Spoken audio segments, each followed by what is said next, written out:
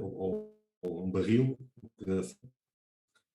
E temos aqui o número total de trabalho, ou seja, de trabalhadores. Neste caso, reparem que este exercício utiliza as horas como unidade, mas, no fundo, o que estamos aqui a ter em conta são os recursos.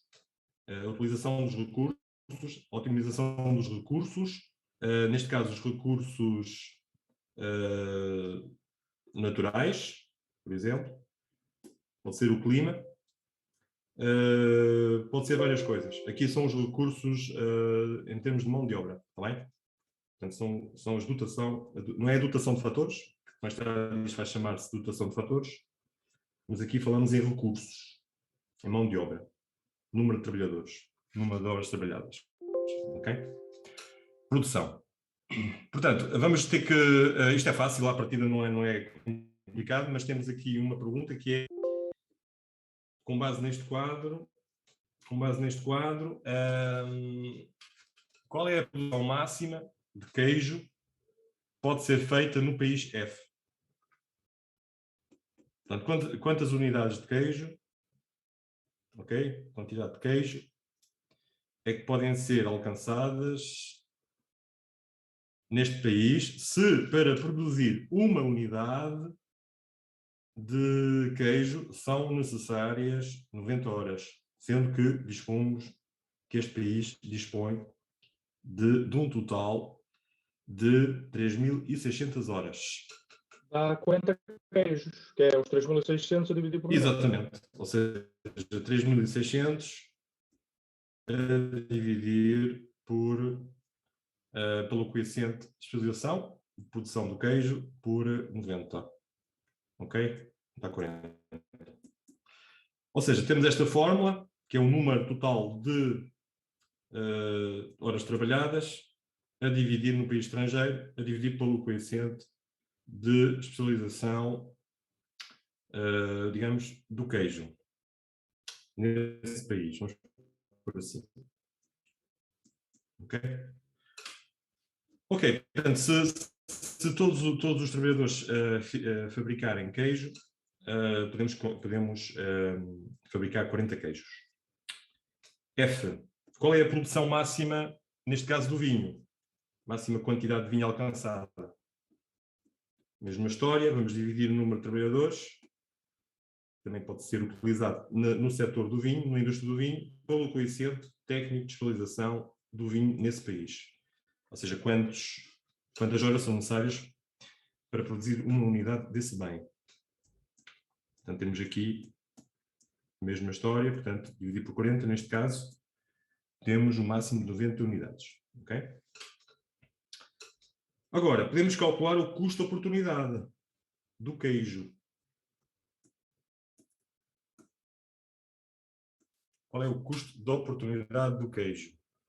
Portanto, quantas unidades de vinho é que nós temos que abrir mão, nós temos de deixar de produzir para podermos aumentar a produção do queijo em uma unidade, ou seja, para produzir mais uma unidade de queijo.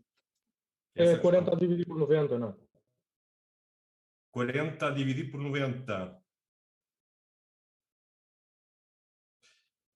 Ora, vamos por aqui. Outra que é o custo de oportunidade do vinho. Ora bem, então, qual é a unidade aqui do custo de oportunidade do queijo? É unidades de vinho.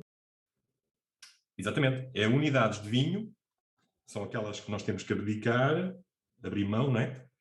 Unidades de vinho por unidade de queijo. Estamos de acordo? Sim.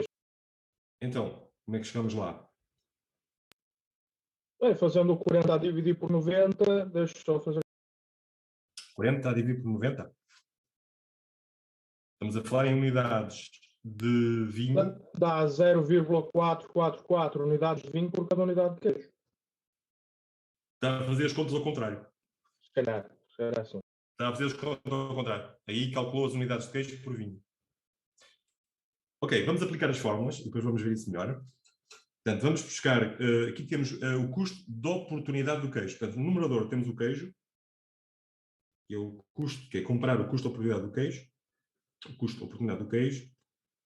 Portanto, temos o queijo, temos o L queijo. Pois já percebi o que é que estava a fazer mal. Eu estava aí pelo máximo e não pelo 1, 2 horas. Tudo bem, tudo bem, tudo bem. Portanto, a dividir por o outro, que é o vinho, unidades de vinho, o LV. Ou seja, temos 90 a dividir por 40. Então temos 2,25 unidades de vinho por unidade de queijo, ok? Portanto, temos temos que sacrificar 2 vinhos, 2 unidades de vinho, 2,25, para podermos fabricar mais uma unidade de queijo, está bem? Qual é o custo de oportunidade do vinho? Ou seja, quantas unidades de queijo é que nós temos que dedicar, abrir mão, deixar de produzir para podermos produzir mais um vinho. Portanto, custo de oportunidade do vinho. Neste caso, exatamente.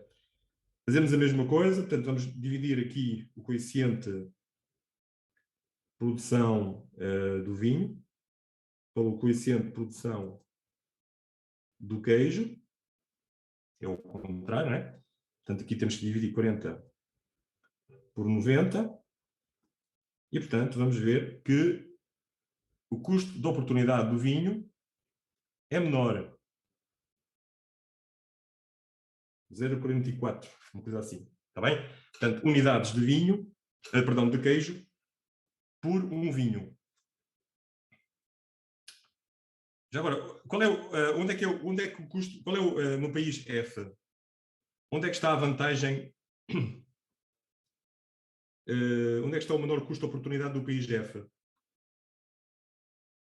O menor custo de oportunidade é em fazer vinho. É fazer o vinho, exatamente. Portanto, qual é aqui a ideia? Se calhar, não sei se é o caso, mas é uma questão de comparar a tabela. No país D, é a mesma coisa. Portanto, para vinho é 40, para vinho é 40, para queijo 90. Exatamente, ou seja, está aqui. Portanto, reparem bem, não sei se estão a acompanhar. Neste país F, ele tem uma vantagem absoluta na produção de queijo, comparado com outro país. Se eu comparar com outro país. O outro país só gasta 30 horas a fazer queijo. Pois é, tem razão. Está mal. Está mal. Está mal, espera aí. Estou a ver mal. O outro país tem a vantagem absoluta em fazer queijo. É isso. De maneira que depois, em vantagens comparativas, o outro faz o queijo e este o vinho. Exato.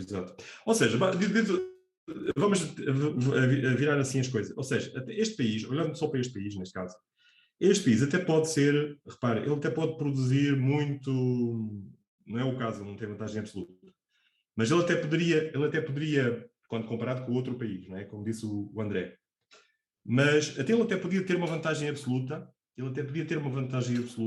na produção de queijo, ou seja, podia produzir muito queijo e podia produzir também vinho. Mas, no entanto, repare que ele vai acabar por, digamos, por produzir mais vinho, porque tem menor custo de oportunidade. E, portanto, vai-se especializar, no fundo, nesta produção. Está bem? Ele até podia ser bom nas duas coisas, mas acaba por ser melhor, mais eficiente numa do que na outra. E, portanto, tem toda a vantagem de fazer melhor, bem melhor, na indústria, na produção de vinho, neste caso, porque tem menor custo de oportunidade, tem maior vantagem comparativa. Tem vantagem comparativa. Ao ver isto das vantagens absolutas e tal, não se tem em conta o total de horas disponíveis, porque ao ver o outro país ele tem menos horas disponíveis. Aqui as horas são iguais, portanto tem as mesmas horas, os recursos são os mesmos. É o O mesmo. outro país só tem 2.400 horas. Pois tem. Pronto, então é separado. Eu estou aqui, peço desculpa, então não estou aqui a fazer bem as coisas. Não há problema, Vamos. só para saber se, ao ver as vantagens, se tem em conta o total de trabalho disponível, Sim, se ou porque não repara, vamos. tenho que dividir o número de trabalhadores pelo coeficiente e, portanto, vai influenciar, obviamente, repara, vai influenciar, obviamente, a produção, mas repara-se, já por essa ordem de ideias, vai influenciar aqui a produção, mas, repara, será que vai influenciar o cálculo do custo-oportunidade?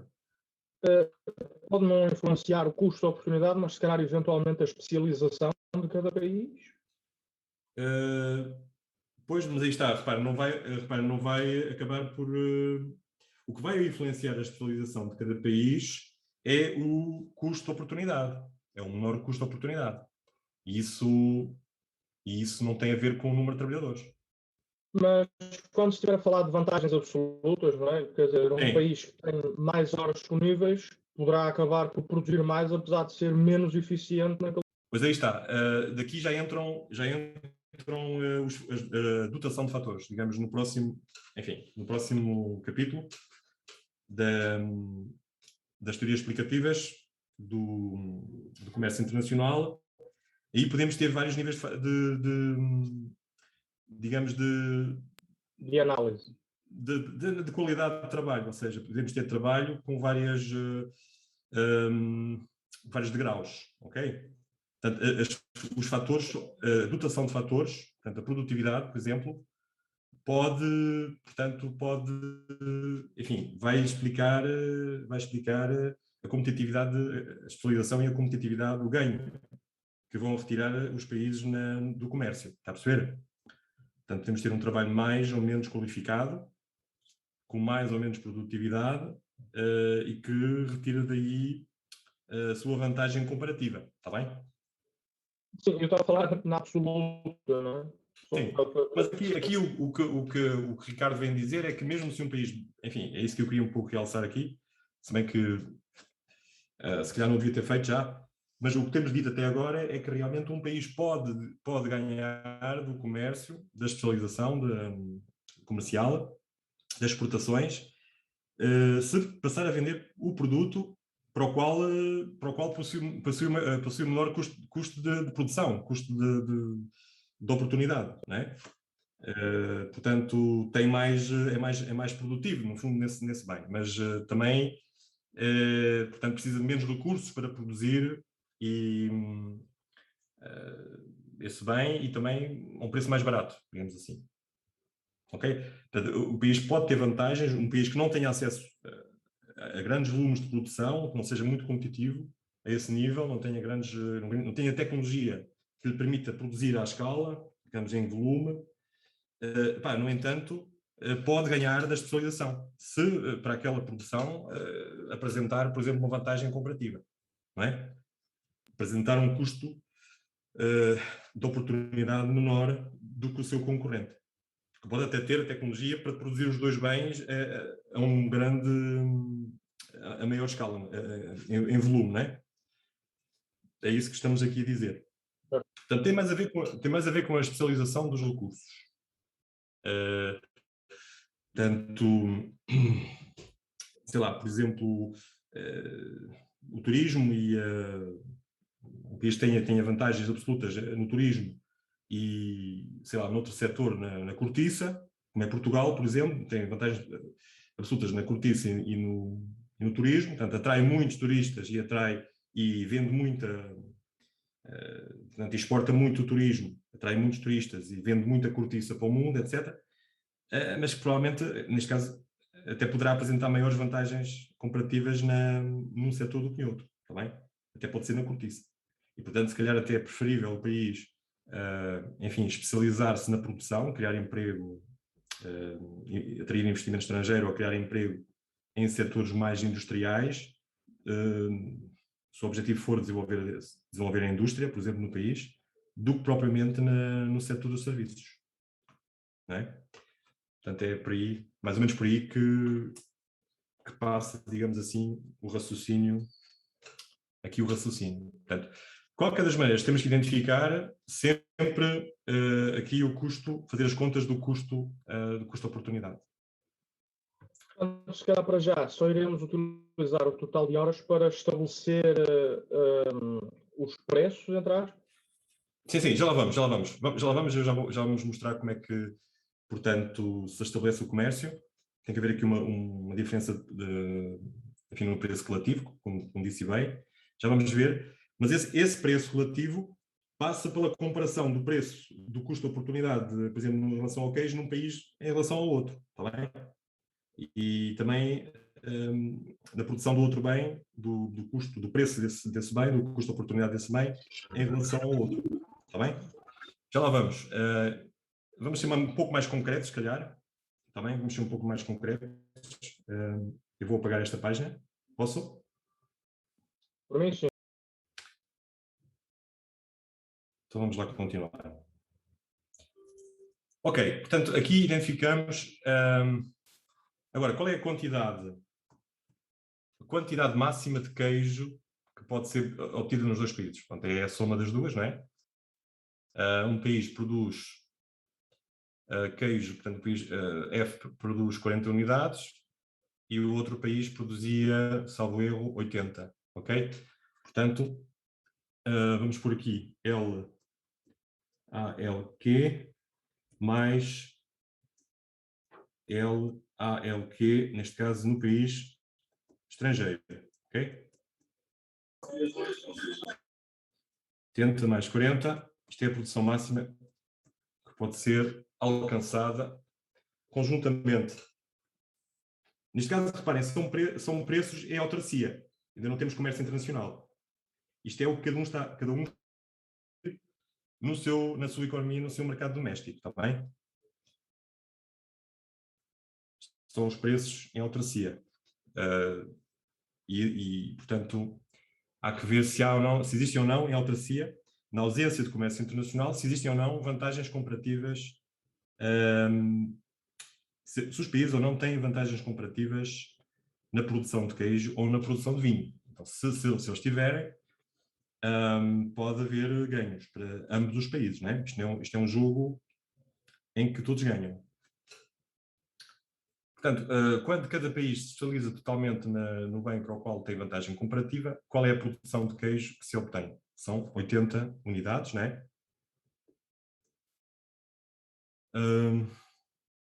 Quando um país se especializa totalmente no bem para o qual tem vantagem comparativa, qual é a produção de vinho que se obtém? São 90 unidades.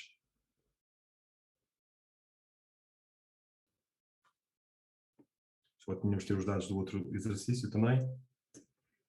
Qual é a produtividade marginal do trabalho na produção de queijo? Portanto, a produtividade é o L marginal do trabalho na produção de queijo no país D. Portanto, no país doméstico. Vou por aqui tudo já agora. Qual é o produto marginal? A produtividade marginal do trabalho na produção do queijo. Perdão, isto é do vinho. Peço desculpa.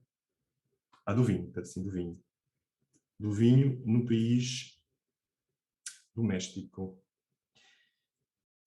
Qual é a produtividade marginal do trabalho na produção de queijo no país estrangeiro? E qual é a produtividade marginal do trabalho na produção de vinho no país estrangeiro? Ok?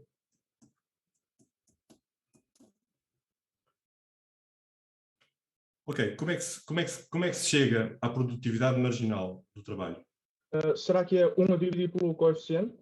Exatamente, é 1, portanto, a fórmula aqui é 1 a dividir pelo coeficiente de estilização do trabalho.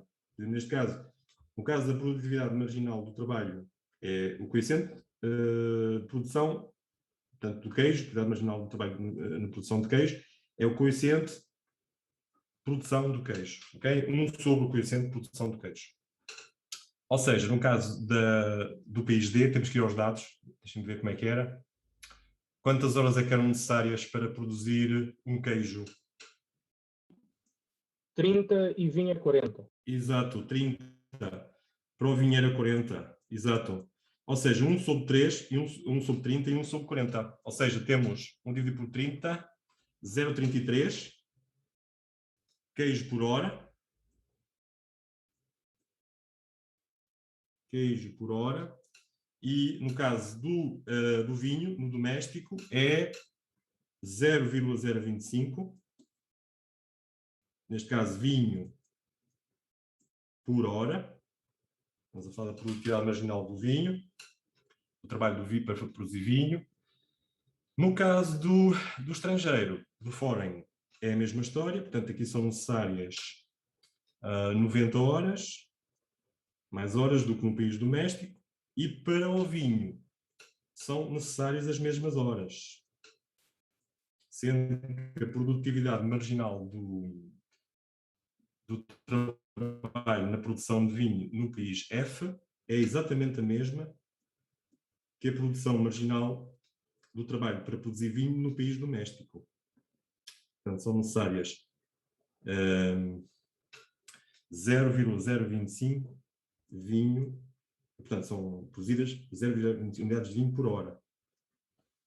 No que concerne a produtividade marginal do trabalho na produção de queijo no país F, temos 0,11 queijos por hora. Ok? Ok, analisando estes dados, o que é que podemos concluir? Podemos concluir duas coisas. Pela parte da produtividade marginal, vamos quase àquilo que já tínhamos dito antes da vantagem comparativa. Exatamente, tem a ver com as vantagens comparativas, tem a ver com o custo de oportunidade na produção do vinho e do queijo. Mas aqui podemos concluir que, por exemplo, que a produtividade do trabalho na produção de vinho no país doméstico é exatamente igual à produtividade do trabalho no país estrangeiro. Produtividade do trabalho para produzir vinho no país estrangeiro. Enquanto que a produtividade marginal do trabalho na produção de queijo no país doméstico é maior do que a produtividade marginal do trabalho na produção de queijo, portanto, o mesmo bem, no outro país. Portanto, onde é que está a vantagem absoluta? Sim, daqui tanto se vê as comparativas como as absolutas, não é? Há Exatamente. Então, onde é que... maior produtividade no queijo. Sim. E depois a comparativa é o que sobrar para os outros. Mas portanto, a vantagem absoluta está no queijo, é isso? Sim, para o país doméstico. Para o país doméstico, corretíssimo. Tem maior produtividade, tem maior produção. Eu falei à escala, mas o termo é tem maior produção. Produz muito mais, em volume, se calhar, muito mais do que o outro país. Portanto, tem aí vantagem absoluta. E vemos aqui as vantagens. Já lá vamos, vantagens comparativas. Sim, a vantagem comparativa é ver aquilo em que cada um produz mais. Acaba por ser isso. Portanto, vai-se ao país estrangeiro e vê-se o queijo tem menos produtividade do que no vinho. E como no outro é maior, portanto, estão aí definidas as vantagens comparativas. Ou seja, o país F tem vantagem comparativa na produção de vinho. Sim.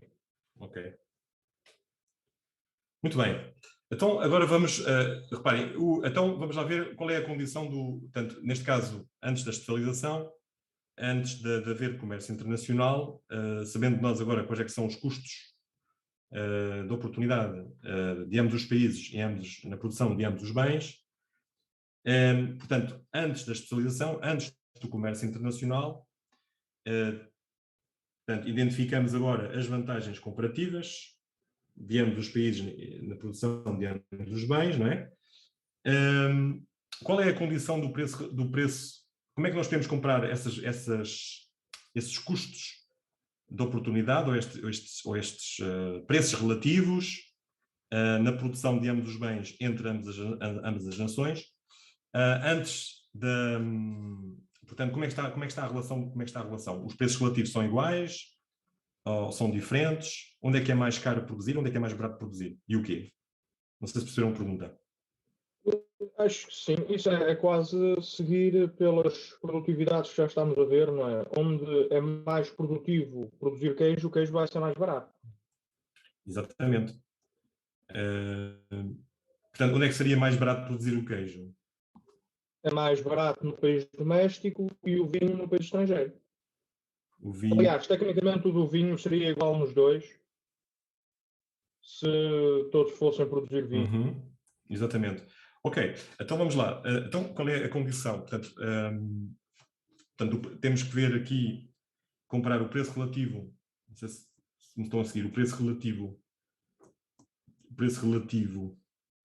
portanto, comparativo. Portanto, disse o André, o preço relativo do queijo. Será que é dividir as produtividades marginais? Podemos tentar.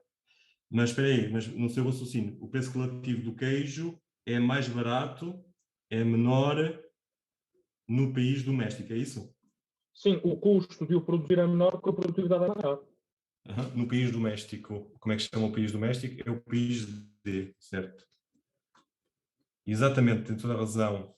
Bom, o que é que isso implica? Portanto, a produtividade do trabalho, dito de outra maneira, a produtividade do trabalho na produção de queijo é maior no país doméstico. Sim. Certo. Portanto, condição de equilíbrio. O que é que isso implica? Que o país doméstico vai produzir queijo. Que o país doméstico deve produzir queijo. Ok? Sim, acaba por ser melhor mesmo no global. Não é? Sim. Portanto, é melhor para a condição dele como depois para estabelecer o comércio. Sim.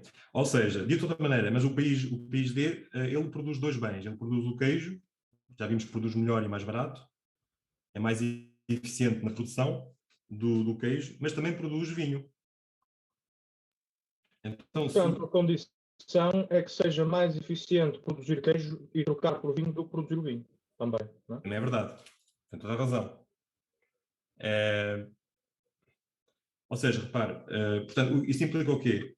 Isto é o preço relativo, estamos a comparar o preço, podemos comparar o preço do queijo ao preço do queijo, ao preço do vinho no país D, não é? E podemos comparar o preço relativo, não é? No país F, quer dizer, o preço do queijo, face ao preço do vinho nesse país. E depois comparar os preços relativos em ambos os países uns com os outros. Estão a perceber? Portanto, sendo que, reparem, se o preço relativo do queijo é menor no país D, sendo que o país D também produz vinho, significa isso, ou implica isso, ok? Implica, neste caso também, ok? Vou escrever aqui, que o preço relativo, ele está a fabricar o queijo e o vinho. Portanto, o preço relativo do vinho em termos, portanto, em unidades de queijo, é menor no outro país, no país F, que no país L, está bem? No país doméstico, no país local. Portanto, se um país tem apresenta um menor preço relativo, ou seja, um menor preço, um menor custo de oportunidade na produção de um bem, significa ou implica que o outro país possui vantagem comparativa, se quisermos, na produção do outro bem. Ok? Portanto, neste caso, o doméstico tem vantagem comparativa na produção de, queijo, e o país F, tem vantagem comparativa na produção de vinho. Quer dizer que o outro país vai se especializar no vinho, enquanto que o nosso país, digamos assim, doméstico, vai se especializar na produção de queijo. Portanto, ou seja, o preço relativo, comparado o preço do queijo ao preço do vinho, ok? No local, ou seja, no doméstico, se quisermos, okay? Isto é comparado o preço, este é o preço relativo na economia doméstica. É o preço do queijo comparado com o preço do vinho. Já vimos que o preço do queijo, nesse país, é menor do que o preço do queijo no estrangeiro. Portanto, temos aqui os preços relativos no estrangeiro, ou seja, no resto do mundo, digamos assim, no país F. Já sabemos que o preço relativo do queijo no país doméstico é mais barato, produzir o queijo no doméstico do que no estrangeiro. Portanto, que o preço do queijo, no numerador, ok, é maior no estrangeiro do que no país doméstico. Ou seja, o que implica o contrário, ou seja, implica que se no país doméstico tenhamos um preço mais barato para o queijo, significa que temos um preço mais caro para o vinho. Ou seja, se no país doméstico temos um preço mais caro para o vinho, temos um preço mais barato para o vinho no estrangeiro. De acordo? É o que isto quer dizer. Isto é o inverso.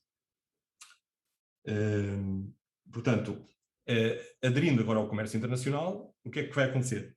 O país doméstico, como tem uma vantagem comparativa na produção de queijo, vai exportar, portanto, o país B, o país D, vai exportar o queijo, e como o país F, portanto, vai exportar o queijo para o país F, o país F que vai comprar o queijo, que vai exportar, e o país F vai importar, e, em troca, o país F vai exportar vinho que o país D vai comprar, vai importar. Tá bem? O país D vai exportar vinho, vai exportar queijo, e o país F vai vender ou exportar vinho. Tá certo?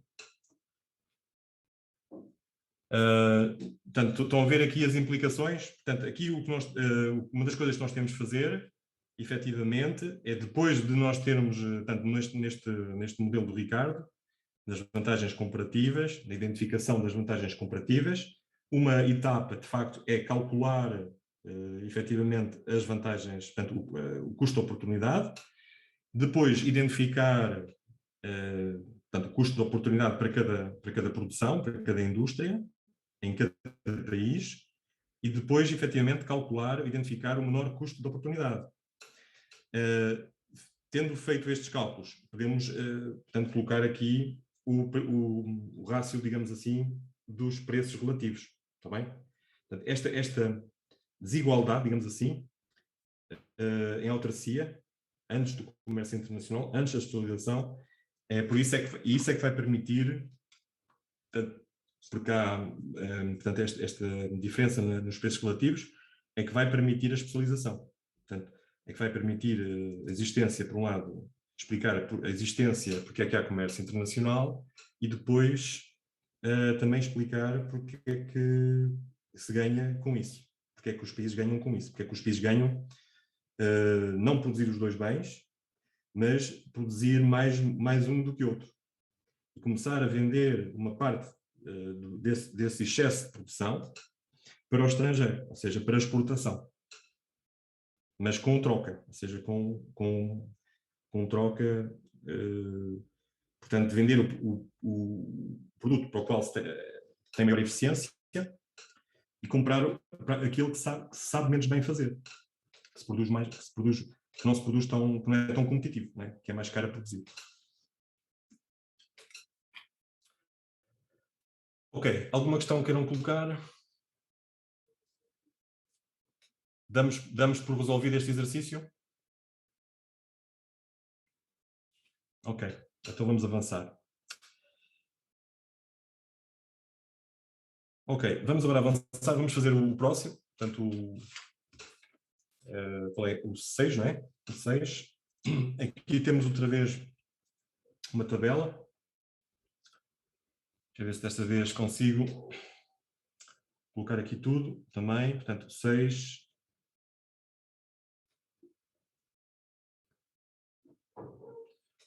Ok, temos dois países, o país A e o país B. Ambos produzem o mesmo bem, soja. Produzem trigo. Vamos pôr T e S. Quantidades de soja, quantidades de trigo. Portanto, neste caso, temos o número de trabalhadores, as quantidades de trabalho por unidade de bem produzido, ou seja, os coeficientes técnicos de produção para cada uma destas indústrias, 4. Portanto, no país já são necessários 4 trabalhadores para produzir uma unidade de soja, portanto, uma tonelada, por exemplo, enquanto que são necessários metade dos trabalhadores, apenas 2 trabalhadores para produzir o trigo. No país B são necessários 9, portanto, muito mais do que no país A, mais do que o dobro. Mas são apenas necessários um trabalhador no país B para produzir uma unidade de trigo. Ok, aqui temos aquilo que o André há bocado falou, não é? Aqui temos uma diferença portanto, aquilo que são, mais tarde, são a dotação de fatores, que é o número de trabalhadores. Os recursos não são iguais. O país já tem mais recursos, tem 1.200 trabalhadores, enquanto que o país B tem apenas 900. Portanto, o país A tem mais recursos do que o país B. Bem, isto é um bocadinho infeliz colocar isto aqui, peço desculpa. Pronto, fica essa, portanto, o LA, portanto, são 1.200 e LB, exatamente, são 900. Ok, primeira questão. Determine qual é o país que apresenta vantagem absoluta e vantagem comparativa no bem S, no soja. Bem, vendo logo só pelo fator de produtivo, não é? Produtividade. Com vantagem absoluta. Mas qual é o país? Qual é o país? B. O B. Portanto, reparem, a pergunta aqui é centrada, exatamente, a pergunta aqui é centrada na produção do bem S, ok?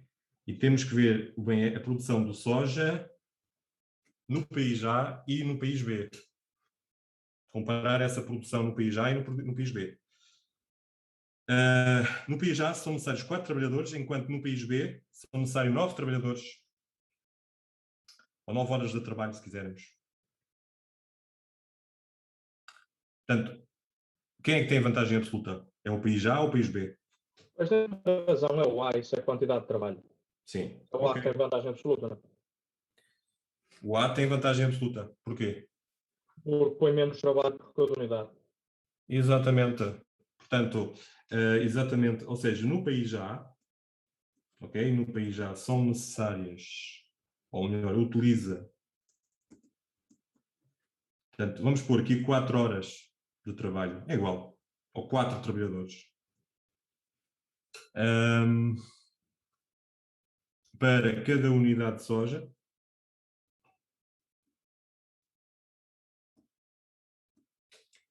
Para cada unidade de soja. E o país B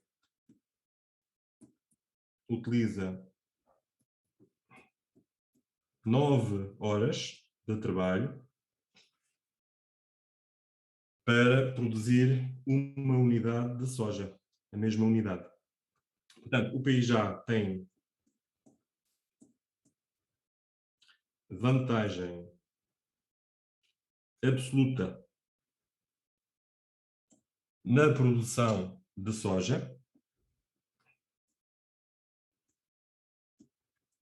Tem, portanto, vantagem absoluta na produção de soja.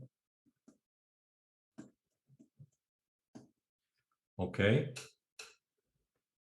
Ora bem, isto é a vantagem absoluta. E a vantagem comparativa?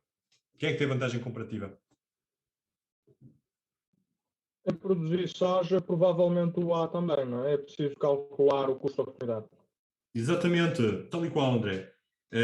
Exatamente, para concluirmos, para sabermos onde é que está o custo de oportunidade, a vantagem comparativa, temos que calcular o custo de oportunidade e depois apontar para o menor custo de oportunidade. Bom, neste caso é o país A também. O país A também tem vantagem comparativa, por aqui VC. Ok, portanto, tem vantagem comparativa na produção de soja. Qual é o custo? Qual é o seu custo de produção? Custo de oportunidade? 12 unidades de trigo. 12 unidades de trigo. Sim, quer dizer, produzir uma de soja no A. Para aqui, estamos a falar, repara, aqui é o que eu estava a dizer. Este exercício, repara, é um bocadinho diferente dos outros. Aqui estamos centrados, aqui temos que fazer análise, porque a pergunta é pelo soja. Estamos a comprar o país A e o país B na produção de soja. E a pergunta é, quem é que apresenta vantagens nessa produção? Vantagens absolutas por um lado e vantagens comparativas por outro. É o país A ou o país B? Certo. Então não é para interpretar da maneira dos outros exercícios em termos de vantagem comparativa. Não. Aqui tem que se ler de uma maneira diferente, repare, porque estamos a falar. Agora, de qualquer das maneiras, estamos a centrar a falar do soja, não é? Agora, identificar lá a vantagem comparativa do soja. De qualquer das maneiras, nós para calcularmos essa vantagem comparativa, temos que identificarmos essa vantagem comparativa, temos que calcular o custo de oportunidade. Ora, qual é o custo de oportunidade Mas no custo de oportunidade é preciso do trigo. do trigo? Portanto, no país Do A, soja, peço desculpa. no país A, para produzir uma de soja, abdica-se duas de trigo. No país B, abdica-se Não, de mas no 9. soja, no soja. Sim, para produzir uma de soja, gasta mais de trigo. Então, como é que é fazer essas contas? Não, eu estou a usar o trigo, não. No país A é preciso 4 unidades de trabalho para fazer uma de soja. Mas para produzir o trigo é preciso apenas Mas, duas. Portanto, tudo bem. Mas enfim, se se centrar apenas na produção de soja, ok? E comparar as produtividades, por exemplo, há bocado falou das produtividades do trabalho nessas produções, nessa produção, para cada país. Quem é que é mais produtivo?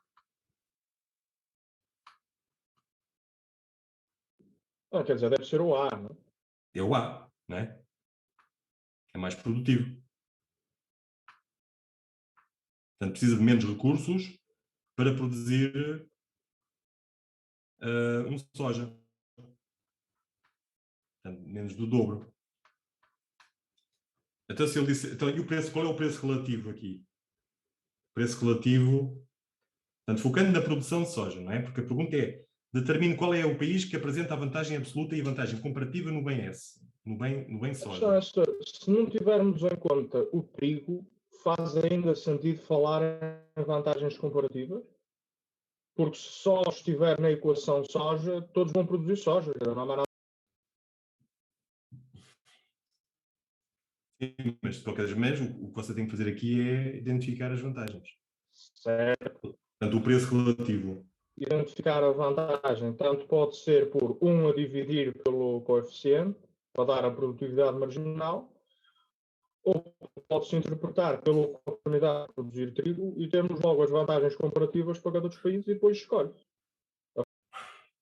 Também, mas então, e com isso chega à conclusão que a vantagem comparativa na produção de soja está centrada no país A e não no país B. No país A, porque abdica apenas de 2 de trigo, enquanto o país B abdica de 9 de trigo. Portanto, o país B vai se especializar em trigo e o país A em soja. E está aí as vantagens comparativas dos dois Mas países. como é que o país B abdica de 9 de trigo? É o custo de oportunidade, porque para produzir uma unidade de soja, Sim, o país B usa 9 de trabalho. exatamente. Mas só usa uma unidade de trabalho por cada unidade de trigo. Portanto, produzir uma de soja, que gasta 9, Sim, é equivalente a produzir 9 de trigo. Exatamente. Portanto, ele está a abdicar de 9. Exatamente. Enquanto no país A só abdica de 2. Para produzir mais uma soja, teria que abdicar de 9 unidades de trigo, porque para fazer um trigo são necessários um trabalhador. Exato. E, portanto, no país A, como só abdica de 2 de trigo, vai antes especializar-se aí em soja, porque tem um menor custo de oportunidade e tem as vantagens comparativas. Ok. Portanto, tanto dá para ir por aqui, como a maneira que o senhor estava a dizer, que é apenas pela produtividade marginal, Sim. não é? Uma dividido pelo coeficiente, mas não se pode de total pôr de parte o trigo, porque senão não faz sentido falar em vantagens comparativas. Ok, pronto. Isto foi. Bom, isto é uma. Eu aí vou ter que dizer que. Assim, se eu olhar só para o. Vou dizer o seguinte. Portanto, se eu. Mas, Diga. mas tanta coisa para vantagem absoluta, isto não é só pelos preços. Exato. Então, e se for pelos preços, como é que é? Pois, porque a vantagem absoluta, neste caso da soja, está no país A, e a do trigo está no país B. Não é preciso andar aí a ver pelos Exato. Mas preços. repara, a vantagem absoluta está no PIJ, exatamente, da soja. E exatamente, tal e qual. Eduardo, mas então se a vantagem absoluta está no PIJ pelos preços, onde é que está a vantagem comparativa? Portanto, para a soja. Então, a vantagem comparativa continua a permanecer no país A. Para a soja também, exatamente. Ou seja, se nós olharmos para os preços, portanto, aqui há esta maneira de ver as coisas também, não é? Que é, o PIJ, pronto, tem vantagem absoluta na produção de soja, estamos de acordo com isso, porque utiliza 4 horas de trabalho em vez de 9 no outro país, porque no país B utilizam-se 9, e portanto o país A tem vantagem absoluta na produção de soja, primeiro. Agora, no soja, onde é que está a vantagem comparativa? Está no país A ou no país B? O país A é que tem a vantagem comparativa na produção de soja. Porquê? Porque o seu custo relativo, vou por aqui, o custo relativo, portanto, o país já tem vantagem comparativa, o custo relativo, o preço relativo, é igual a 4 a dividir por 9. Ou seja, 0,44 do custo de soja em B.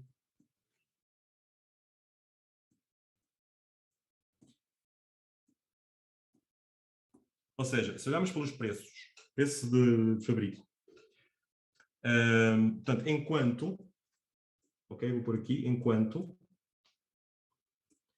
o custo relativo, estamos no soja, o custo relativo, o custo comparativo, portanto, a vantagem comparativa, o custo relativo de soja em B, no outro país, no país B, é 9 a dividir por 4. Ou seja, 2,25.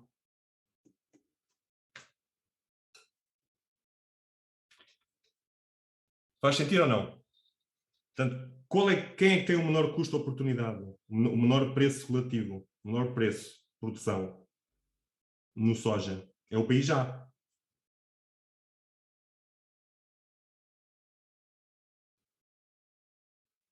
Sim, é o país A. Ok? Tem 0,44, enquanto que o outro tem 2,25.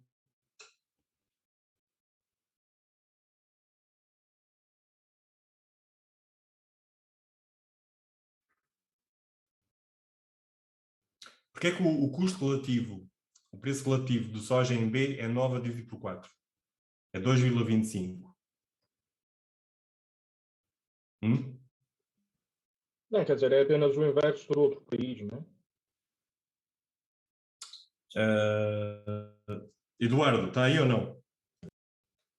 Então, sim, senhor professor, diga-me. Então diga lá, explica lá isso. Porque é que, enfim, se quiser, não é obrigado. Mas porque é que o custo de oportunidade, portanto, o custo relativo do soja em B é 9 a dividir por 4? custo do soja em B. Então, porque a divisão do preço, ou seja, do rácio de preço, Sim, entre o país A e o país B. Sendo que, por exemplo, que fosse o país A, já teria o soja de A a dividir por soja de B. ou seja, 4 dividido por 9. Sim, mas o que é que isto quer dizer? 4 dividido por 9 e o 9 dividido por 4? São os preços, é? Não, isso tem a ver com o preço relativo e vamos obter a eficiência do bem. Ok, Vamos ver ok. onde ele vai ser eficiente. Ok, o menor custo de oportunidade é a maior eficiência. O menor custo de oportunidade é maior eficiência, sim. Pronto. Então, se calhar, agora, se quiserem, podemos efetivamente, reparem, fazer o mesmo tipo de raciocínio para a linha B. Vejam só, se concordam comigo agora. Portanto, na linha B, ou não sei, queiram fazer um intervalo agora, não sei. Bom, vamos Por mim, continuar. tanto faz. Então, se calhar acabamos um bocadinho mais cedo, porque isto vocês também podem estar a fazer outras coisas. Mas é assim, reparem, neste caso, determine qual é o país que tem vantagem absoluta e vantagem comparativa na produção do bem T, do trigo. Bom, vamos olhar para as horas necessárias de trabalho em cada país para produzir trigo. E vamos constatar que o país A necessita de 2 horas, ou de 2 trabalhadores, enquanto que o país B apenas 1. Portanto, é mais produtivo o país B do que o país A. Portanto, o país A, neste caso, utiliza, vamos aqui colocar 2 horas, vamos fazer aqui para o trigo, ok? Só um bocadinho, aqui para o trigo. Portanto, utiliza aqui, vamos pôr isto aqui, 2 horas, para cada unidade de soja, neste caso de trigo, vamos pôr T, e o país B utiliza menos horas, ou seja, 1 hora, apenas 1 hora, para fabricar uma unidade de trigo. Ou seja, neste caso, o país B é o país B que tem vantagem absoluta na produção de trigo. Quem é que tem vantagem comparativa na produção de trigo? É o país A ou o país B? Para isso temos que calcular. País B. Sim, apesar que neste exercício até nem era preciso fazer muitos cálculos, porque Sim. como as vantagens absolutas, um tem em soja e o outro em trigo, também vai ser a vantagem comparativa. Não é? Pois, porque, exato, é relativo, não é? Mas pronto, de qualquer das maneiras, se não fôssemos, ou se olhássemos para os números, podíamos já chegar a essas conclusões. Mas se quiséssemos fazer os cálculos, neste caso, qual é que seria o custo relativo? Portanto, o custo relativo, neste caso, do país A. Do país A é 2 e do É país 2. B é 2 por 0,5. 1 seria 2. Portanto, vamos vou pôr isto aqui a limpo, senão não vai dar. Portanto, vou escrever aqui para vocês poderem ter a solução. Portanto, teria que fazer o custo relativo, calcular os custos de oportunidade. Portanto, o custo relativo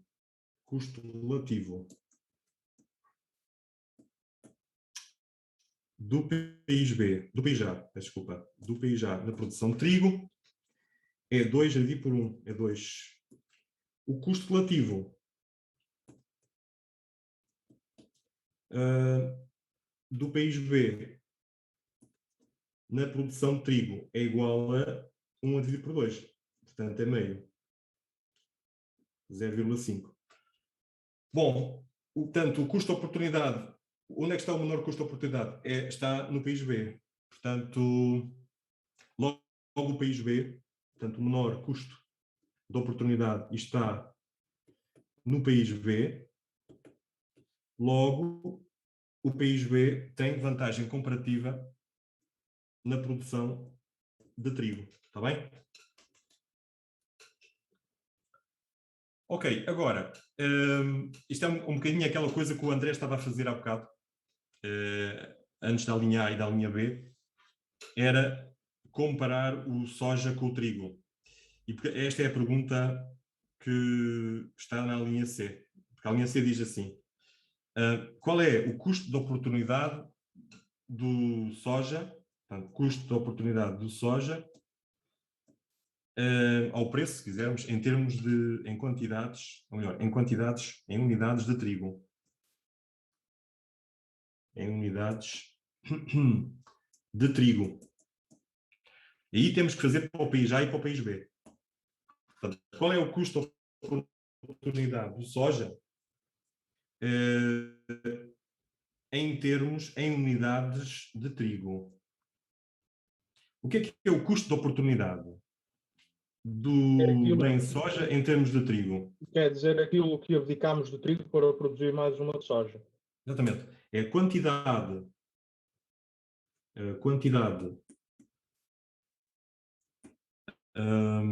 que deve ser, que se deve deixar de produzir. É isso um bocadinho. De produzir de trigo para aumentar a produção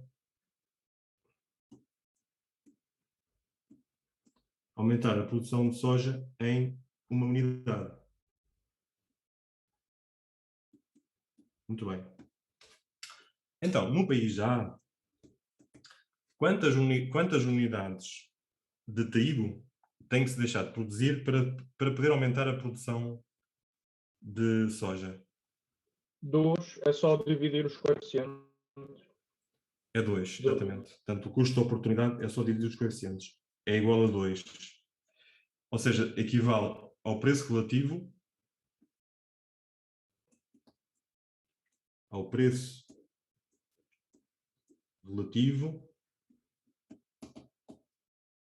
do soja,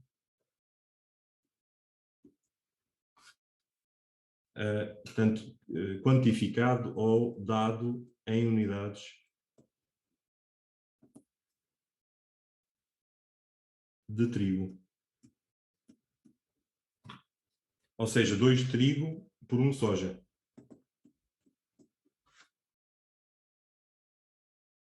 Ok? É preciso deixar de produzir 2 trigos para poder aumentar 1 soja. Diga, diga. Um esclarecimento. O que é que o professor tem ali escrito igual à quantidade que... Ok. É igual à quantidade que se deve deixar de produzir. Ok. Obrigado, Nada, professor. deixa eu voltar. Ok, então vamos lá continuar, a ver se isto hoje faz sentido. B, qual é o custo de oportunidade do bem-S em termos de trigo? Portanto, quantas unidades de trigo é que se tem que deixar de fabricar, no fundo, para podermos aumentar a produção do soja em uma unidade? Sabendo que é necessário 1 hora de trabalho ou um trabalhador para produzir uma unidade de trigo. Portanto, neste caso, o custo de oportunidade é 9.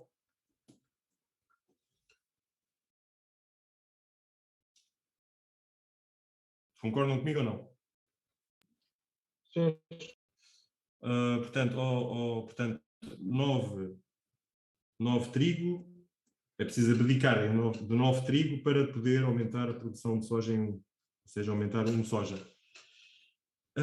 Portanto, isto equivale, isto é que é importante aqui, equivale ao preço relativo, isto é o preço relativo do soja, não é? Porque estamos a olhar do soja em quantidades, em unidades ou em termos de trigo, em unidades de T. Está bem? Este é o preço relativo, é o rácio, como vocês estavam a dizer, 9 dividido por 1. Portanto, é o preço relativo do soja em unidades de trigo. Conclusão, pronto, o país já tem um custo de oportunidade, portanto tem 2 e o país B tem 9, portanto o país já tem um custo de oportunidade mais baixo, menor, na produção de soja, quando comparado com o país B. Portanto, quem tem menor custo quem tem vantagem comparativa na produção de soja é o país A e não o país B. Ok. Alguma questão queiram colocar? Alguma coisa? Não? Então, se calhar agora fazíamos o último hoje, para juntarmos tudo, não é? Termos tudo impecável. Portanto, vamos fazer o último, que é o 7. Bom, aqui é uma coisa diferente também, quer dizer, diferente e ao mesmo tempo a mesma coisa, só que desta vez vamos ter que, pedem-nos para desenhar as fronteiras para ambos os países, a fronteira de possibilidades de produção. Portanto, temos a mesma história, estamos num modelo de 2 países, ou 2 nações, 2 bens, 2 países, Reino Unido, o resto do mundo, portanto o Reino Unido e o resto do mundo, ambos produzem 2 bens, o tecido, têxteis e os alimentos. No Reino Unido são necessários 3 trabalhadores para fabricar 1 metro de tecido. Portanto, o tecido, atenção, que é o F, e são necessários 2 trabalhadores para produzir 1 kg de alimento. 2. No resto do mundo são necessários 4 trabalhadores para produzir 1 metro de tecido e apenas 1 trabalhador para produzir 1 kg de alimento. Pronto, neste caso, ambos possuem 300 trabalhadores. O que nós temos de fazer aqui é desenhar a fronteira de possibilidades de produção de cada país. Bom, uma das coisas que nós já podemos tirar aqui é desta tabela, e como todas as tabelas que vocês vão ter aqui, é os coeficientes técnicos de produção. Ou seja, no caso do Reino Unido, vamos supor que é o doméstico, o país doméstico, Reino Unido, temos do tecido. Eu já agora desculpem lá, vou um pouco simplificar isto, vou pôr aqui T. Portanto, vou pôr aqui um T, que é para dizer tecido. Do tecido, ok, vamos pôr em letras maiúsculas, é 3, e dos alimentos é 2. Mesma coisa relativamente ao resto do mundo, temos 4, e aqui temos 1. Vamos por aqui uma coisa destas, que é para diferenciar o Reino Unido do resto do mundo. Bom, com isto nós podemos chegar digamos às expressões analíticas da fronteira. Portanto, temos aqui para o Reino Unido, que produz tecido QT, as quantidades de tecido, e que produz também alimentos, as quantidades de alimentos, portanto, QA, e isso com um total de 300 trabalhadores, e temos aqui a mesma coisa para o outro país. Portanto, neste caso, o resto do mundo. Diferenciar aqui as quantidades domésticas das quantidades do resto do mundo. Bom, portanto, nós temos aqui já conseguir colocar os valores. Então, vamos colocar aqui os valores. Temos 300. E para o país do resto do mundo temos 4 QT estrela mais 1 QA estrela 300. Portanto, isto, com este sistema de equações, nós podemos representar a reta, no fundo, a fronteira de possibilidades de produção para cada país. Posso apagar? Sim. Para mim, sim.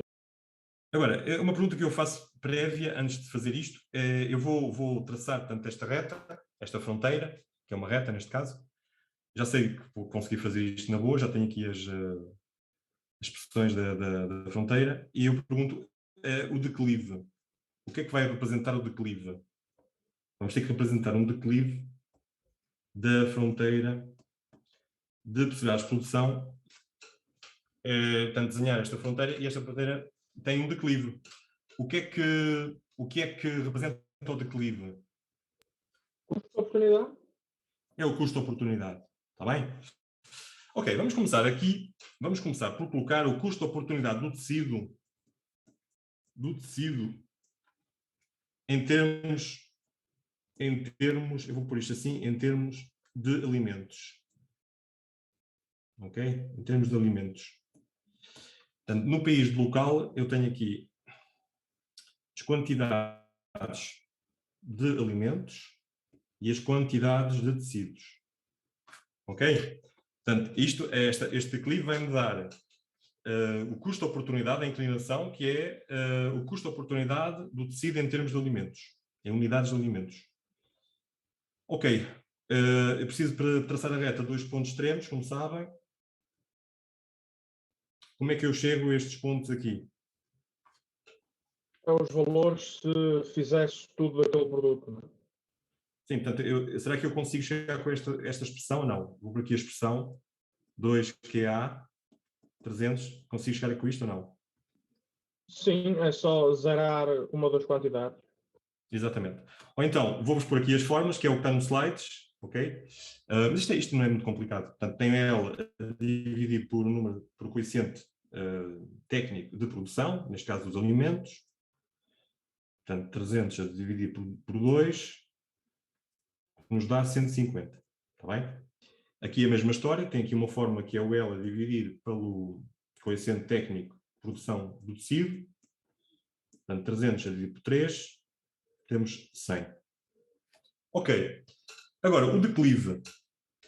Portanto, esta inclinação que é o custo de oportunidade. Portanto, nada mais do que o preço relativo de um bem dado em unidades do outro. Seria, neste caso, o preço relativo do tecido, portanto, em unidades de alimentos.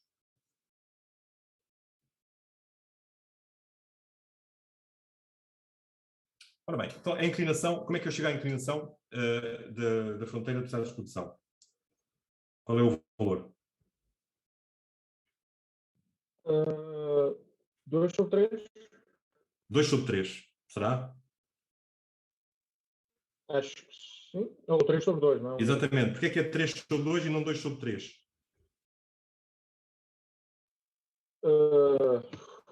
Porque é em termos de alimento. Certo? Como é que Já chama? fica no... Sim. Como é que chama isto assim, este eixo? Abscissas? As abscissas. Nas abscissas temos os têxteis. Nas ordenadas temos os alimentos. Portanto, o que estamos a quantificar é o custo de oportunidade do têxtil. Portanto, do têxtil em unidades, ou em termos de alimentos. Portanto, no fundo, quantas unidades de alimentos eu tenho que abrir mão, eu tenho que deixar de produzir, para poder aumentar a produção do tecido, ou produzir mais um tecido, não é? Portanto, isto é, o custo de oportunidade do tecido em unidades de alimentos. E é 3 a dividir por 2. Ora, há uma forma para chegar a isto, que é dividir o coeficiente técnico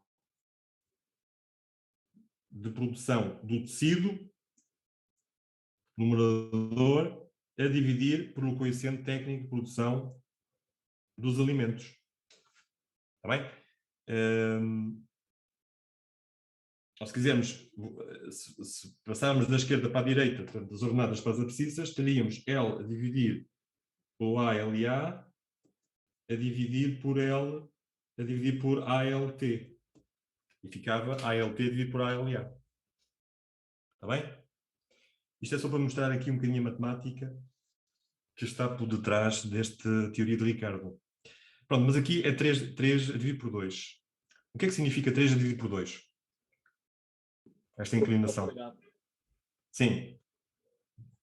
Como é que eu interpreto isto? O custo de oportunidade, não é? Portanto, para aumentar, Sim. usando os valores que aí estão, para aumentar O tecido? em 3 o tecido de 2 de alimento. Para aumentar o tecido em uma unidade. Abdico de 1,5 alimento. Exatamente, 1,5, ou seja, 3 dividido por 2. Abdico de 1,5 unidades de alimentos. Está bem? É o que isto quer dizer. Portanto, isto é o custo de oportunidade, é o preço relativo. O preço relativo do tecido em termos, em unidades de alimentos. Está bem? Ok, isto é para o país local. Agora, para o país estrangeiro, digamos que eu faria a mesma coisa, ou seja, eu teria estimar ou calcular o custo de oportunidade do tecido em termos de alimentos, mas neste caso para o país estrangeiro. Portanto, eu vou aproveitar aqui a mesma coisa, vou colocar aqui uma estrela. Portanto, eu tenho que mudar isto com os valores da tabela do país estrangeiro, ok? Portanto, tenho aqui 300. Ver se eu consigo pôr aqui isto. Por aqui em azul, 300. Portanto, o número de trabalhador é 300 e para o coeficiente técnico de produção de alimentos no país resto do mundo, no estrangeiro, digamos, é 1. Portanto, fica 300 a dividir por 1, fica 300. No resto do mundo, para produzir um tecido, são necessários, portanto, 4 trabalhadores ou 4 horas de trabalho. Portanto, são 300 a dividir por 4. Fica 75. Bom, agora, portanto, já agora isto também não está correto, isto é 4, não é? Porque 4 que é T mais 1 que é A, sendo que o número de trabalhadores é 300 também. Ora bem, qual é a inclinação aqui? Quantas unidades de tecido, perdão, de alimento eu tenho que deixar de produzir para poder fabricar mais uma unidade de tecido? 4, ok? É 4 a dividir por 1. Portanto, tenho que abrir mão, abdicar de 4 unidades de alimentos para poder fabricar mais uma unidade de tecido. Portanto, este é o meu custo de oportunidade. Este é o meu preço relativo do tecido em unidades de alimento. Está bem? Ok. Portanto, eu vou colocar aqui uma nota. Portanto, vou colocar aqui uma síntese, um somatório disto. Portanto, no país Reino Unido, local, no local, a inclinação da FPP, da fronteira de transprodução, é 3 a dividir por 2, sendo que isto é o custo de oportunidade do tecido em unidades de alimento. No país estrangeiro, no resto do mundo, no estrangeiro, a inclinação da FPP é 4, sendo o custo de oportunidade do tecido em unidades de alimento. Ok, agora, isto para alinhar.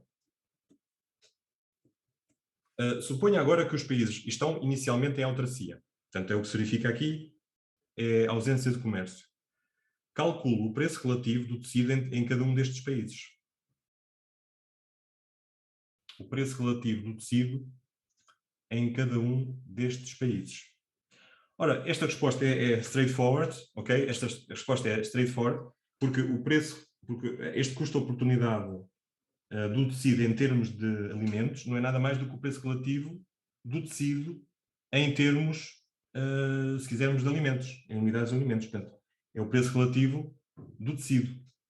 Portanto, o preço relativo do tecido, por T. Ora, no país RU, Reino Unido, local, é o PT dividido por PA.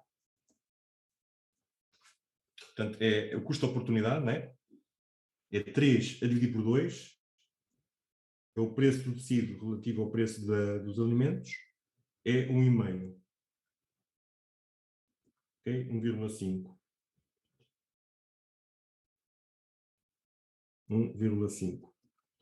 No país resto do mundo, no estrangeiro, portanto, é o PT a dividir por PA, neste caso do estrangeiro.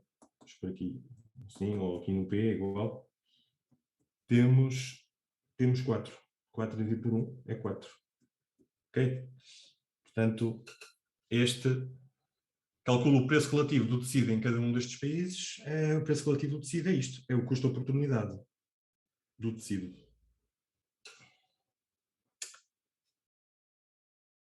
E este custo de oportunidade do tecido calcula-se em unidades de alimento, não é?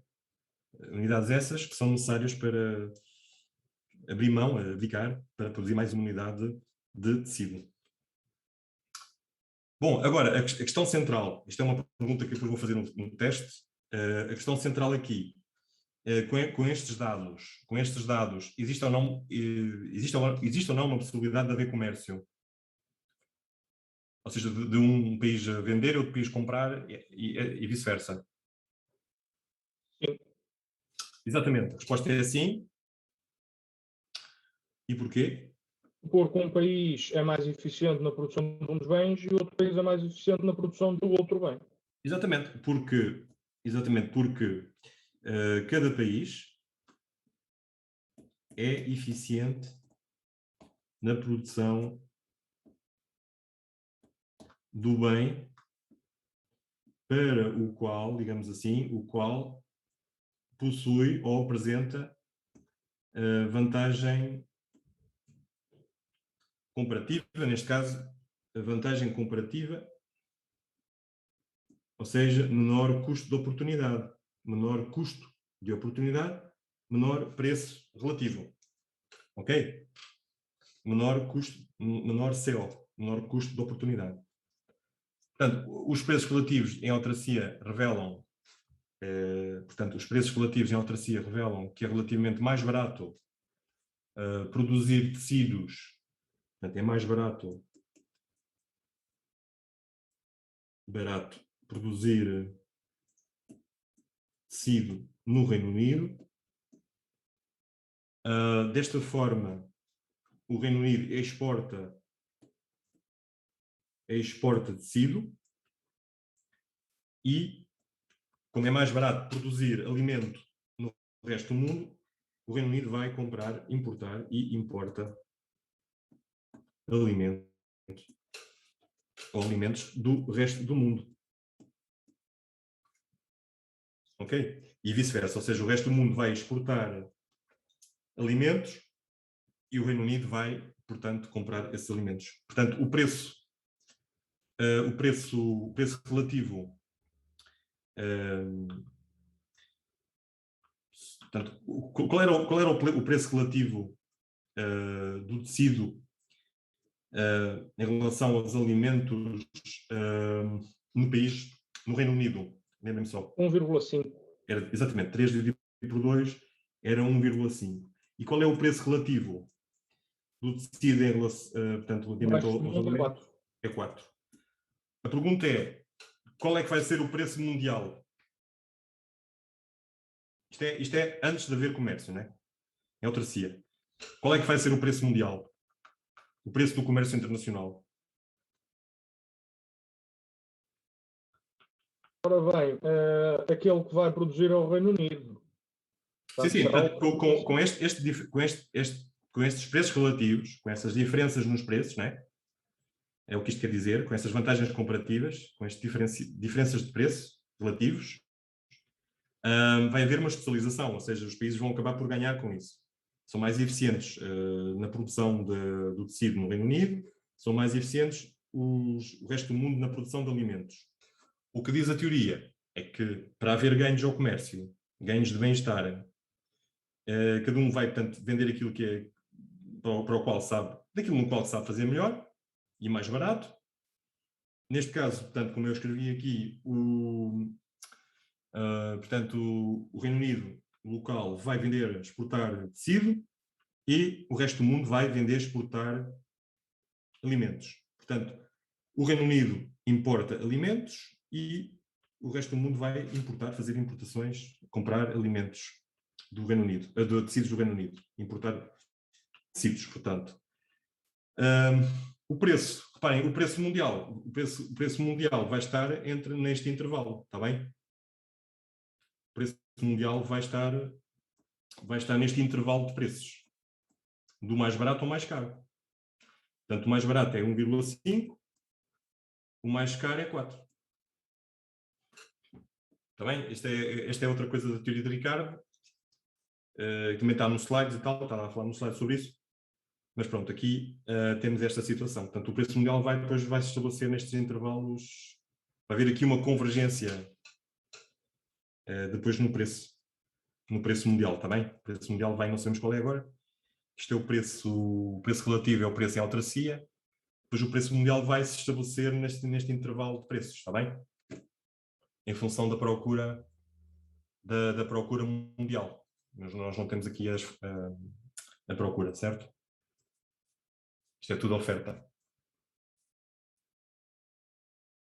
Ok, pronto, isto é o que eu, assim, mais ou menos o que eu tinha para fazer hoje com vocês. Isto é mais ou menos portanto, os exercícios que, se calhar, eu saía daqui, espera só um momento. E eu saía daqui e mostrava-vos mais ou menos no caderno o que é que eu fiz, o que é que se fez. Portanto, só um momento. Portanto, basicamente fizemos, só para vermos mais ou menos, fazemos mais ou menos o ponto da situação. Vou compartilhar aqui a tela. Pronto, aqui mais ou menos o que temos até agora foi a introdução, com aquelas questões do comércio, estão lá as perguntas nos slides, as vantagens e desvantagens do comércio, etc. E depois o modelo de Ricardo, e com o modelo de Ricardo, para explicar o padrão de comércio, portanto, a existência do comércio, na prática foi trabalhar, no fundo, os exercícios, né? E, portanto, nós fizemos este bloco e hoje terminamos os 3 últimos, digamos assim, daqui do caderno, está bem? O último que fizemos foi, portanto, aqui o do modelo Ricardo do comércio, aqui com o Reino Unido e com o resto do mundo, está bem? Portanto, eu já agora passei as soluções para o vosso lado, pronto, é isso que está em causa aqui, está bem? Isto é ter mais ou menos uma situação, um ponto de situação. Portanto, eu terminava aqui mais 15 minutos, vamos passar um vídeo, mas entrava depois nas teorias do extra rolling, na próxima aula, na abundância relativa dos fatores produtivos, e isto é outra teoria para explicar o comércio, para explicar a quantidade, a direção e a composição do comércio internacional, está bem? Deixo isto para a próxima aula, a dotação de fatores, dotação relativa de fatores.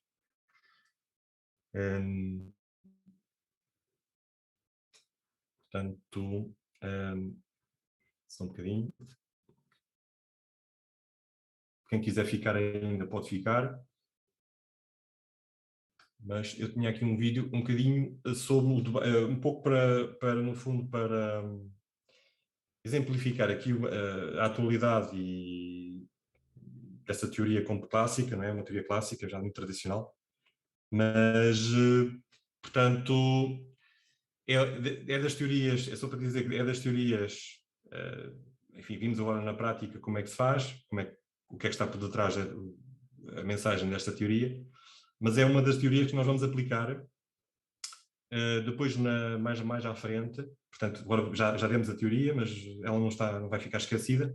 Ela depois volta na parte da especialização, dos indicadores de especialização, ou seja, quando nós vamos quantificar a performance, a competitividade externa, as trocas comerciais dos países, está bem? Portanto, vamos ter aqui algumas ferramentas, estou aqui a mostrar isto agora, não estou a explicar, mas algumas ferramentas, por exemplo, indicadores de exportação, indicadores de intensidade de exportação, intensidade de importação, portanto, e o próprio indicador das vantagens comparativas reveladas. Portanto, nós podemos medir, e vai ser o vosso trabalho mais à frente, é aplicar essa teoria no sentido de depois medir, aqui assim, calcular, portanto, fazer um trabalho prático com isso, através, nomeadamente aqui das estatísticas do comércio internacional. Está aqui uma base de dados que é a base de dados em que vocês depois vão ter acesso aos dados, para depois fazer os cálculos das vantagens comparativas reveladas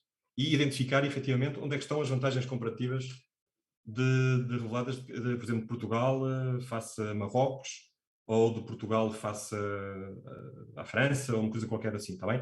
Portanto, indicadores de especialização. Temos aqui depois uma folha Excel, enfim, onde estão lá já onde estão lá todos os indicadores calculados. Tem lá um exemplo, uma amostra. Depois, como é que se põe isso em prática? Mas pronto, isto só para dizer que fica aqui esta nota sobre o modelo de Ricardo e as vantagens comparativas. Portanto, que vamos depois aplicar esse modelo e esse conceito das vantagens comparativas, precisamente para medir essas vantagens comparativas através do indicador, por exemplo, que existem vários indicadores, várias variantes, mas o conhecido por indicador das vantagens comparativas reveladas. Portanto, este trabalho, que é normalmente feito por economistas do comércio internacional, por trade economists, depois, com base nesses cálculos, nesses estudos, pode-se perspectivar efetivamente uma política comercial, não é? Uma política comercial, uma especialização comercial, e de onde é que deve ser gasto o dinheiro, no fundo, onde é que os países devem gastar dinheiro, por exemplo, para poderem exportar mais, para poderem, portanto, crescer mais com o comércio externo e por aí fora. Portanto, eu tenho aqui um vídeo, isto demora mais ou menos 3 minutos, mas tem aqui uma introdução que diz, nos anos 60 o Banco Mundial sugeriu, por exemplo, à Coreia, para se especializar na produção de arroz, na sua vantagem comparativa. Portanto, a Coreia não quis fazer isso, resolveu desenvolver a sua indústria e recebeu muitas críticas. Portanto, deu o que deu. A vantagem comparativa da Costa de Marfim é produzir e exportar cacau, do Quénia é exportar chá, do Zimbábue é ouro, portanto, matérias-primas, da Zâmbia, cobre, do Brasil, soja. Portanto, o Brasil é um exportador de soja. Conseguirão esses países enriquecer na especialização, portanto, no comércio internacional, em produzir esses bens, no caso do Brasil, soja. Vejamos mais alguns casos, a vantagem comparativa dos japoneses e dos alemães na indústria automóvel, dos dinamarqueses nos medicamentos, dos italianos também nos medicamentos, por exemplo, pois são países ricos. O processo de desenvolvimento económico nada mais é do que transformar a estrutura da economia de países tipo África em países tipo Europa. As vantagens comparativas dos primeiros impedem que estes se transformem nos segundos. E agora quem poderá nos salvar? Portanto, isto é uma forma de ver aqui a questão das vantagens comparativas. Se calhar íamos um pouco escutar isto. O que é que acham? Pode ser? Fica aqui esta dica. E depois terminamos a aula. E especialmente por conta do divertidíssimo, e que gera muita controvérsia, né? Esse é um daqueles temas de economia que todo mundo adora discutir, né? E especialmente por conta da discussão de desenvolvimento econômico, né? O Brasil deveria seguir suas vantagens comparativas para se desenvolver, para se tornar um país rico, né? Ou ele deveria tentar lutar contra as vantagens comparativas dele, né? Essa questão se coloca não só para o Brasil, para todos os países emergentes e pobres do mundo, né? Então vamos falar um pouquinho sobre esse tema, que eu acho que é muito legal. As pessoas não conhecem muito, né? Então acho que vale a pena explicar exatamente o que é. colocar como que está feito o debate no mundo, é um debate muito intenso feito lá no Banco Mundial, com os economistas de ponta, de policy making, né? Se você pegar o Stiglitz, Toller, e os próprios policy makers, né, do Banco Mundial, os caras estão discutindo isso, até porque o Banco Mundial tem muita besteira aí na história do desenvolvimento dos países, especialmente na Coreia, né? Tem aquela brincadeira que a Coreia tentou fazer, queria produzir aço, né, no final dos 60, início dos 70, e o Banco Mundial falou, puta, que absurdo, vocês não têm fonte de energia, não tem a menor tecnologia, não tem a menor know-how, vocês têm que ficar produzindo arroz, que é a vantagem comparativa de vocês, e esquece do aço. Aliás, me faz lembrar aqui do próprio Adam Smith, que sugeria que os Estados Unidos se concentrassem em agricultura, que era a grande vantagem comparativa da economia americana na época. Né? Na cabeça do Smith não fazia nenhum sentido os Estados Unidos tentar se industrializar e produzir bens manufatureiros. Aliás, a ideia das vantagens comparativas, que foi formulada, né, da maneira que a gente conhece, que ficou famosa e consagrada, foi feita pelo David Ricardo, né? E realmente uma sacada genial. Né? Na verdade, ele pegou elementos que tinham ali no próprio Adam Smith, né? Quando Adam Smith fala da benevolência do padeiro, né? Que não é da benevolência do padeiro que a gente tem pão, ou da benevolência do açougueiro, na verdade a gente tem pão e carne bom de maneira eficiente por conta do egoísmo do padeiro e do açougueiro que querem, que produzem aquilo e trocam no mercado para ganhar dinheiro, e daí surge o comércio, e daí surge o sistema de preços que vai regulando, né? Quem quer mais, quem quer menos, o preço sobe, se falta o preço sobe, se cai o preço, se sobra o preço cai, né? Então, essa ideia das vantagens comparativas é uma formulação até mais bem feita e mais bem acabada da própria ideia de comércio que vem, de mercado e de comércio que vem lá do Adam Smith. Né? Então, a ideia é que se você faz duas coisas, mas você faz uma coisa melhor do que a outra, por exemplo, você lava a louça e pode ser um programador, né? Vou até usar um exemplo que eu coloquei no meu Twitter e no meu Facebook, né, que gerou muita controvérsia. Então, imagina que você saiba lavar a louça e que você também está aprendendo a programar, fazer programação, né? Você consegue programar em, sei lá, na minha época era C, né? Hoje é Python, né? Sei lá o que for, né? Só que você programa mal ainda, assim, você lava a louça muito bem. Você veio de uma família pobre, você veio de uma situação ruim, então você é muito eficiente, porque, enfim, sua mãe te ensinava a lavar a louça com uma técnica super avançada e você realmente lava a louça super bem. Então, o que a teoria das vantagens comparativas diz é que se você faz duas atividades, uma bem e a outra não tão bem, você deveria se especializar na que você faz bem, muito bem, parar de fazer o que você faz não tão bem e ir ao mercado e trocar o que você faz bem por aquilo que você não faz bem, né? Isso vale tanto na sua versão absoluta como na sua versão relativa, tá? Na versão absoluta, você lava a louça melhor do que um cara que lava a louça no mercado, ou lá fora, ou numa economia mundial. Então, você troca a sua lavada de louça no mercado, porque você é muito eficiente, faz isso de maneira barata, ele faz com muita eficiência, né? Você troca isso por alguma coisa que aquele outro cara, né? No exemplo do Robinson Crusoe, sexta-feira, Robinson Crusoe, que é bem daqueles exemplos simplistas, né? Como se a economia fosse uma ilha que tem o Robinson Crusoe e o sexta-feira. Enfim, não vou comentar, mas tudo bem. Você vai lá no mercado e troca, né? Isso seria o caso de vantagem comparativa absoluta, ou se você faz duas coisas, uma com mais eficiência e outra com menos, você se especializa na que você faz com mais eficiência, né? Então, a lógica básica é essa. E, na verdade, é uma ideia poderosíssima, né? Porque quando a gente olha o comércio entre nações e o funcionamento do mundo, acontece de fato isso mesmo, né? Os países acabam se especializando naquilo que eles sabem fazer muito bem, os sistemas produtivos, as empresas, e fazem comércio e trocam por aquilo que não conseguem produzir, né? Ou não conseguem produzir com tanta eficiência, né? Então, quando a gente olha hoje a América Latina, principalmente a África e a Ásia pobre, eles são muito eficientes na produção de bens simples, né? De commodities e de agrícolas, né? Se você pegar, por exemplo, lá no Atlas da Complexidade, que eu gosto muito de usar, e abrir a pauta de exportação de Moçambique, da Zâmbia, da Nigéria, de todos esses países, você vai ver que eles são... Bom, a Nigéria é um caso de petróleo, né? Mas se você pegar, por exemplo, os grandes produtores de castanhas de caju, estava vendo alpiste, né? Que é um negócio interessante. A Índia é um dos grandes players do mercado de alpiste, sesame seeds, né, no mundo. Né? E ela é absolutamente eficiente naquilo, já tem a infraestrutura, a logística, e assim vai. O Brasil, soja, minério de ferro, todos os países da América Latina e da África se especializaram em produzir essas commodities e os bens agrícolas, e são provavelmente os mais eficientes do mundo, né? Inclusive por conta de clima e de solo, né? Então, eles trocam isso por bens industrializados e sofisticados, intensivos em capital humano e complexos, né, que eu sempre digo, trocam isso no mercado mundial, até porque eles não conseguem fazer, tem barreiras tecnológicas, conteúdos tecnológicos proprietários, economia de escala, desculpa, que dificulta muito a vida desses países em fazer isso. Só que o problema é que não dá para ficar rico sem fazer isso, né? Basta ver o que a Europa ocidental faz, agora inclusive a Europa do Leste, o que a Ásia do Leste conseguiu fazer, o que produz hoje, o que os Estados Unidos produz, né? Então, além das vantagens comparativas, entre aspas, lei, de fato é um atrator poderoso, né? Ele atrai o sistema produtivo para fazer aquilo que ele consegue fazer de melhor naquele momento do tempo. E, obviamente, que as vantagens comparativas dos países ricos está nos bens super sofisticados e nos bens complexos, né? Então, a vantagem comparativa dos Estados Unidos, da Europa e da Ásia está agora em indústrias high-tech. Na Ásia era mais low-tech, medium-tech, eles estão...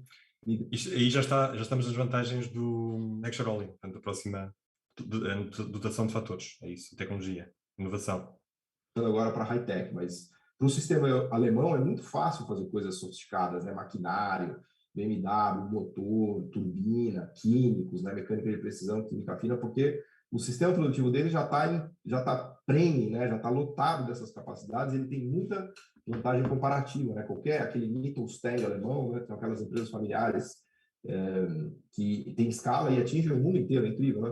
Então, se você tentar abrir uma empresa sofisticada lá na Alemanha, desse bem, você vai ter muito sucesso, porque o sistema produtivo alemão já tem essa vantagem comparativa. Então, vai ser muito difícil a Alemanha se desindustrializar e voltar a produzir bens simples. Apesar de que queriam fazer isso com ela logo depois da Segunda Guerra Mundial, chegaram a implementar o plano Morgenthau para tentar desindustrializar a Alemanha. Os próprios ocidentais, eles perceberam que aquilo era uma ideia de jirico, porque com 65 milhões de habitantes, se eles desindustrializassem a Alemanha, eles iam basicamente destruir o país. Para quem tiver curiosidade, dá um Google aí. Plano Morgenthau na Alemanha após a Segunda Guerra Mundial. Rapidamente eles mudaram de ideia, fizeram o plano Marshall e reconstruíram a própria Alemanha, a Europa, com base, inclusive, em manufaturas, né? Retomada das manufaturas com câmbio super competitivo, marco alemão. No Japão também, a reconstrução do pós-guerra. E a própria Itália, com a lira super desvalorizada. Mas, enfim, voltando. Bom, então a gente tem um problema grave, porque se a vantagem comparativa do país pobre mantém ele numa situação de país pobre, de produzir somente bens agrícolas e somente commodities minerais, e veja que eu não estou falando de agricultura mais indústria, tá? Que é o caso da Holanda, é o caso da França, da Espanha, dos Estados Unidos, né? O meu problema é só especialização em agricultura e commodities minerais pura e simplesmente, né? Então, se a vantagem comparativa desses países está na produção desses bens que não traz a riqueza das nações, por assim dizer, porque esses bens têm pouca economia de escala, escopo, pouca incidência de inovação tecnológica, esses países deveriam lutar contra as suas vantagens comparativas, né? Até vou deixar aqui um link de um debate muito legal que foi travado entre o meu amigo Rajun Chand, professor lá de Cambridge, e o Justin Lin, que é um baita economista do Banco Mundial, foi, acho que, vice-economista-chefe, ou vice-economista, enfim, tem mais de 15 livros publicados. Eles fazem um debate belíssimo sobre essa questão de até que ponto os países devem lutar contra a sua vantagem comparativa. Aqui no nosso exemplo do lavador de louças, seria aquela situação em que o fulano ele tem duas opções difíceis, né? Uma é seguir a vida inteira lavando louça e sendo garçom de maneira super eficiente, e a outra é tentar lutar no mercado de programadores, né? Se ele abandonar a ideia de ser um programador, ele provavelmente está condenado à pobreza até o resto da vida, porque não vai desenvolver e investir uma capacidade que poderia torná-lo rico ao longo do tempo. É claro que se ele decidir virar um programador, também a vida dele não vai ser fácil, porque ele pode nunca conseguir virar um bom programador, e pode, enfim, não lavar mais louça, não ser programador e não virar mais nada, e está ferrado, né? Então, a luta contra a sua vantagem comparativa não quer dizer que você vai construir ou que você vai conseguir construir de maneira eficiente, obviamente, uma nova vantagem comparativa. Foi um pouco o que a Coreia fez. A Coreia conseguiu. A vantagem comparativa dela era fazer peruca de cabelo humano, porque ela era muito pobre, seda, guarda-chuva, bicicleta, arroz. Mas aí os coreanos olharam para aquilo, especialmente o general Park, né, falou: escuta, peraí, não vai dar, né? Com guarda-chuva, bicicleta, peruca de cabelo e arroz, a gente não vai para lugar nenhum. E aí eles fizeram um programa pesadíssimo de industrialização, de produção de aço, de navios, de carros, depois entrarem em eletroeletrônicos, né? Tudo nessa associação positiva entre Estado coreano e mercado coreano. E o Park Chung foi muito eficiente para